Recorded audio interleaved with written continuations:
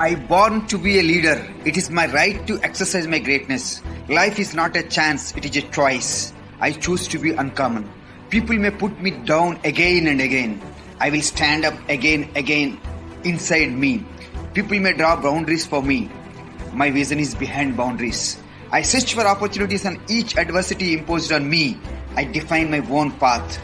I was humiliated, but I am liberated to take on. Yesterday is past, today is mine, tomorrow will be mine, day after tomorrow will be mine, because I discovered myself. I am on the way to my personal freedom. Ladies and gentlemen, I discovered myself. I find my personal freedom. What do you want to do?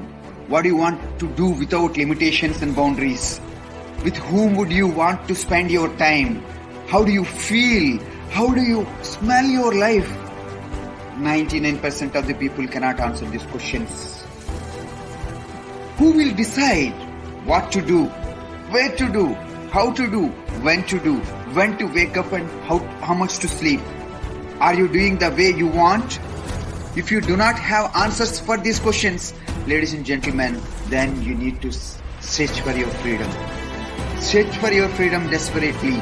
Do you want time for what you wanted to do? Can you define and detect your own time? Do you want to come out of this 9 to 6 routine, rat race, exhausted and going to the place no longer enjoying and sucking with whole? Is it a freedom for you? Are you manifesting your greatness? Do you know what you are capable of? What do you want?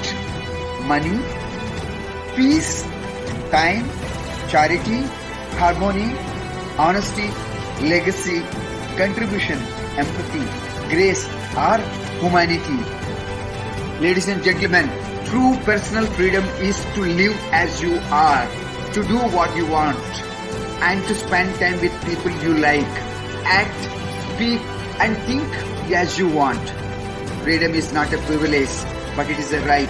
You have every right to exercise your freedom and get your right. Modern day life is full of obligations. We don't only need to make a living, we also feel like we need to please everyone in our social lives and keep up with the strangers on social media.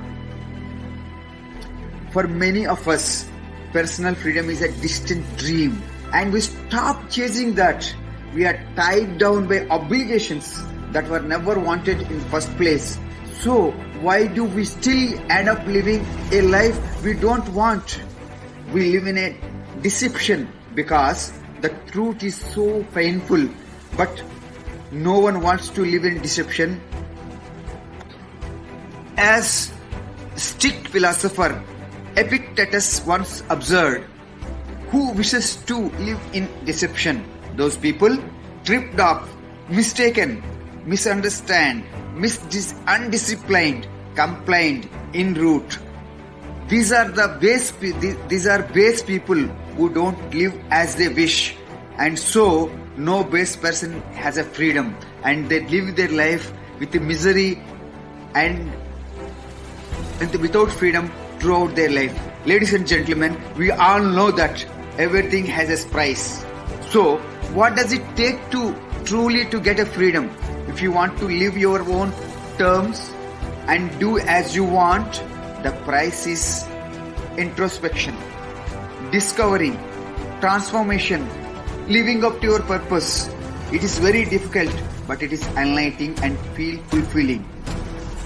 What we generally do is that for the sake of earning and living, we sell our time and personal presence to somebody else who controls you.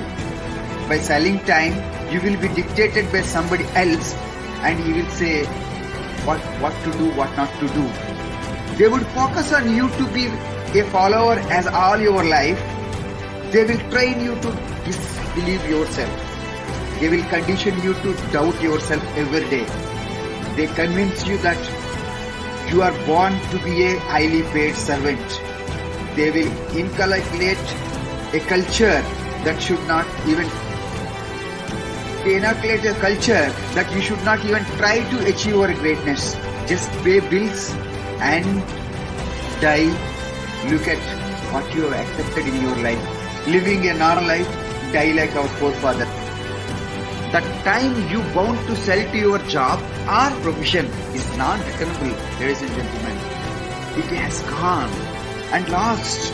However, the time spent on yourself, like depositing the time in a bank, and it acts as a reservoir for you with a multiplication when required.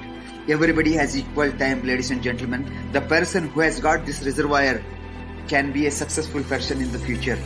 The misconceptions of life, what we have, we are all meant for doing something which pays you. Living just to manage our lives without knowing what knowledge we have, what greatness we have, the gifts God has given to us. Without doing self-mastery, self-introspection, and we keep on doing the things which we really don't want to do in our life and reaching nowhere else. Our culture is the culprit for this. The culture where you and I born that doesn't encourage self-manifestation, self-realization. They wanted you to become what they wanted to become. Our parents condition us what should be, what shouldn't be, what can be, what cannot be. Such a kind of circumstances we do have, and we have grown up. The teachers dictate terms from the age of 3 to 25 years and never teaches the purpose of life and philosophy of life. Only some principles and calculations which really doesn't matter in real life situations.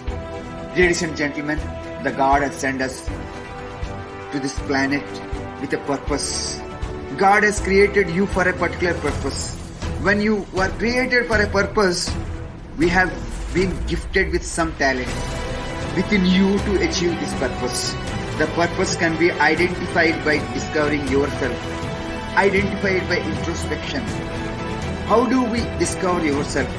How do you introspect what talents you have, what skills you have? How do you identify these things?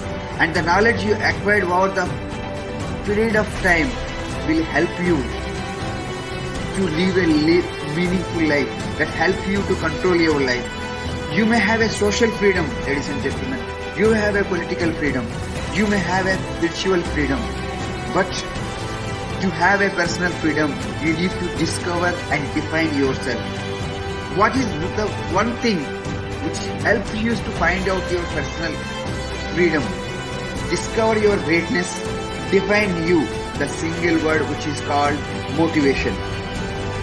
Ladies and gentlemen, the word motivation. The motivation, there are many misconceptions about motivation. Many people think that they don't require this motivation. Many people think that I am 40, I am 50, I am 60. Why do I have a motivation? These are all misconceptions. Ladies and gentlemen, every human being, every creature on this planet who is living, who is breathing, needs a motivation. Without a motive, you cannot live a life. The motivation is the process that initiates, guides, maintains goal-oriented behavior. It is what causes you to act. Motivation involves the biological, emotional, social, and cognitive forces that activate behaviors. Ladies and gentlemen, we do get motivation from various sources. Number one, we learn from people. We listen from people. We read from people. We get the motivation from our own experiences. But sustaining a motivation in order to carry out something meaningful for you is always a difficult thing. Because if you read something, you can sustain for few hours. If you listen something, you can sustain that motivation for few days. If you experience something and learn from that and get the motivation, it sustains for few weeks. But to sustain this motivation for longer duration for the life, you need to have a self-motivation. The self-motivation is the best motivation which keeps you going for the long time, for years to come, every day, every hour, every minute, every moment, which keeps you driving towards your purpose, driving to get your personal freedom. In order to have this self-motivation, ladies and gentlemen, you need to have some self-motivational drivers within you.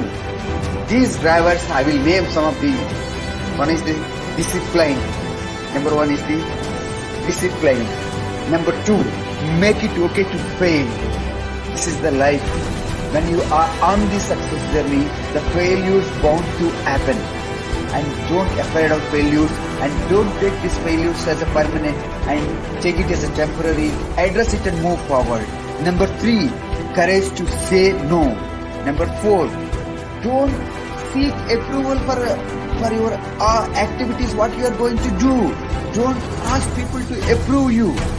And number five is self-talk. Always have a self-talk with you versus you, and with you and your mind, with you and your soul, with you and your inner consciousness. Number six is a commitment. Ladies and gentlemen, whatever you wanted to do, whatever you decided to do it with 100% commitment. Number seven, repeat it, and again, consistency. Number eight, ladies and gentlemen, energy. Live the life with full of energy and passion. Next one is visualize yourself. Have a greater vision of yourself. Have a mission for your life. And last but not the least one is have a health program. Having a health program is a very difficult thing, and even if you have maintenance in a health program, it is very, very difficult thing. Ladies and gentlemen, you can have everything. If you don't have a health program, if you don't have a good health, then you cannot do anything. If you have a good health, you will have a good mind, sound mind, you can take good decisions.